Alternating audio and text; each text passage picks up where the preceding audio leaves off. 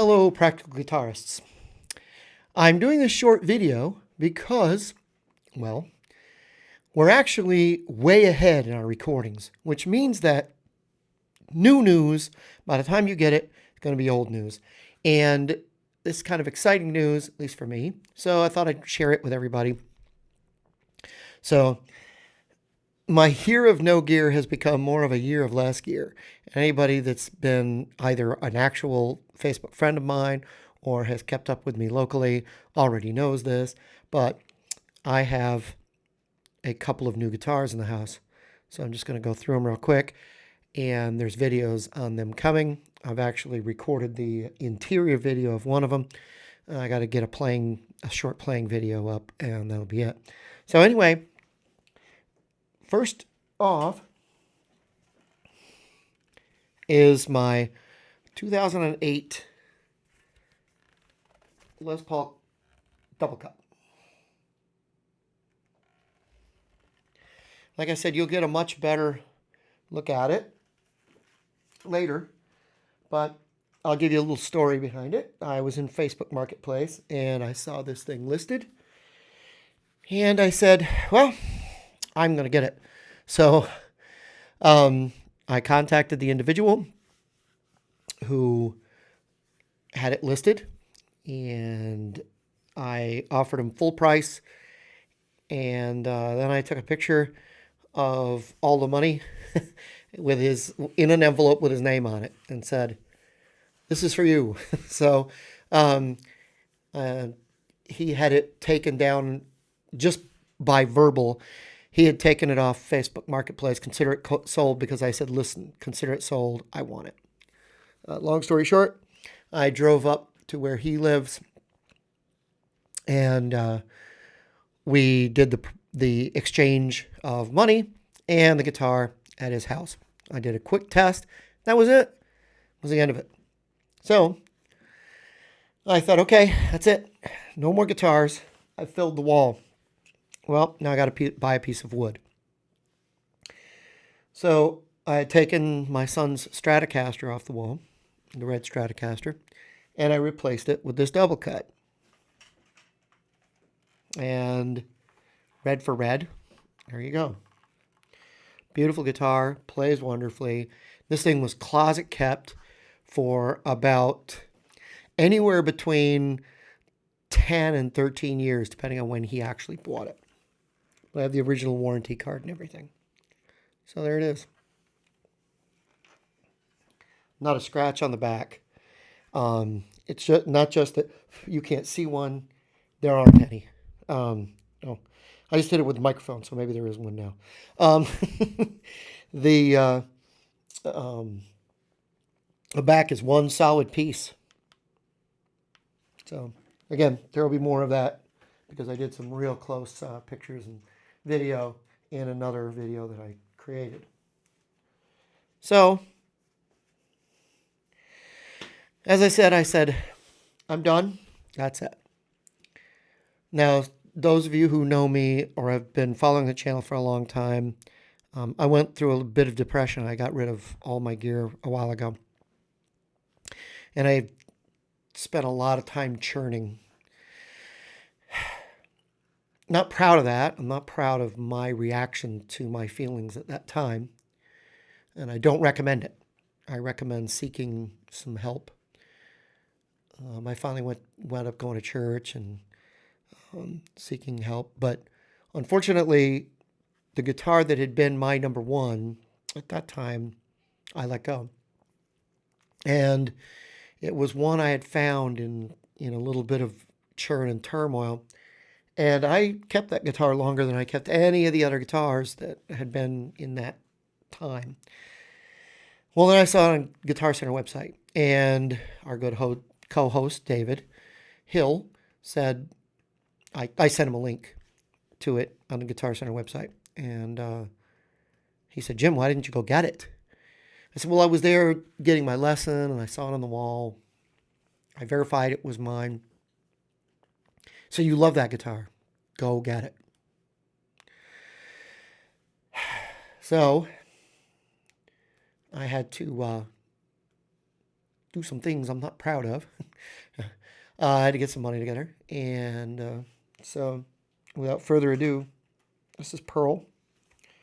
Pearl has got some extra dings that she didn't have before. I put that one in there. I put that one in there. But there's some in the back here and here. Some little discoloration here. Looks like, I don't know what. A lot of buckle rash. Whoever had it was using it, which is good. It's good. She was being loved. Some rash here. But nothing outside of minor cosmetics. There's a couple of dings in the finish. But unless you're close, there's a ding here and a ding here that, like, somebody hit it. And the person who were using it was definitely using a ring when they were turning the knobs, because I can see swirls in the finish here. Some of the finish of the gold has been worn, but that's something that happens with the gold hardware, and that's an indication she's a player. But other than that, everything looks good. The locking tuners. Some of you might notice there's no fret nibs. That was actually something that they didn't do on these special editions, and I don't know about the regular editions, but I know on the special editions they weren't actually there from the beginning, so I know that the fret nibs were never there, and this is not a refret. This is the original frets. And as much dinging and stuff is here, must have done a bit of crown polishing or fret polishing, because the frets are worn but not too worn. Or the person just liked to sit and strum it. Who knows? But anyway, looks great, and and feels fantastic. And this is a relatively rare guitar as far as the finish goes, as far as everything else goes. I mean, these are the typical split coil, the quote unquote Peter Green out of phase thing, and the blow switch that they had for this model. In a later model, in the more professional ones, you can see a little bit of finish going right there. In the later ones, I already opened this up and looked inside the cavity as well. I didn't get any video, so I'll have to do that. But I did take some pictures. It's a circuit board design, but in the modern take on them, they also added dip switches, so you could change some of the things that the push-pulls did. I really didn't care. But anyway, so Pearl and Cherry have joined the ranks. And someone asked me, well, wouldn't you sell a guitar? And the first one they actually mentioned was this one. I said, well, just sell that one. I was like, why? It's got different pickups. These pickups are different from these pickups, are different from those pickups, and those pickups, and those pickups. And they all have a different voice. I mean, while the two standards are relatively close, they're not the same. And 335 has a thing they call T-top pickups. So that's not going anywhere. I guess I'm stuck with the Gibsons. The only one I really actually considered getting rid of is the Stratocaster, and I kept telling myself, and this is the thing that I know is why I wouldn't do it, is because then I wouldn't have a Stratocaster. And I would want a Stratocaster. As it is, I want a Telecaster, but I can never bond with them. So as many Telecasters as I've owned, and I haven't really owned a lot. I think I've owned 4 or 5. I've never really fallen in love with one, except for one that I didn't own. So I may be remembering things differently. Do remember picking up a 72 thin line in probably 2004, 2005. And I liked that one. It was one of the few necks that didn't grab my hand and hold on to it. There's something about a finished neck on a Fender that's different from a finished neck on a Gibson. I can really feel my hands moving on a Gibson, where a Fender tends to grab my hand, so I don't know. They must nitro things differently.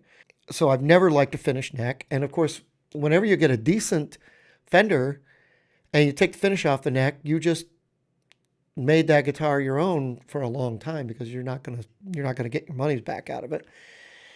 And with my luck in Telecasters, I don't think that I should take that chance. So I didn't. I did go back to buy that 72 thin line, and it was gone before I got back. So yeah,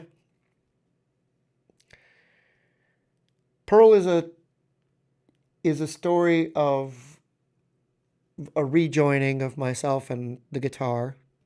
This double cut is the story of me getting a guitar that I've always wanted to try a double cut.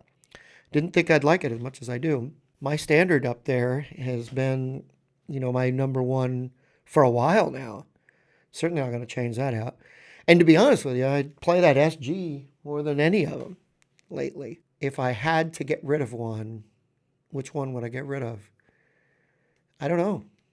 It'd be difficult. It would be difficult to say.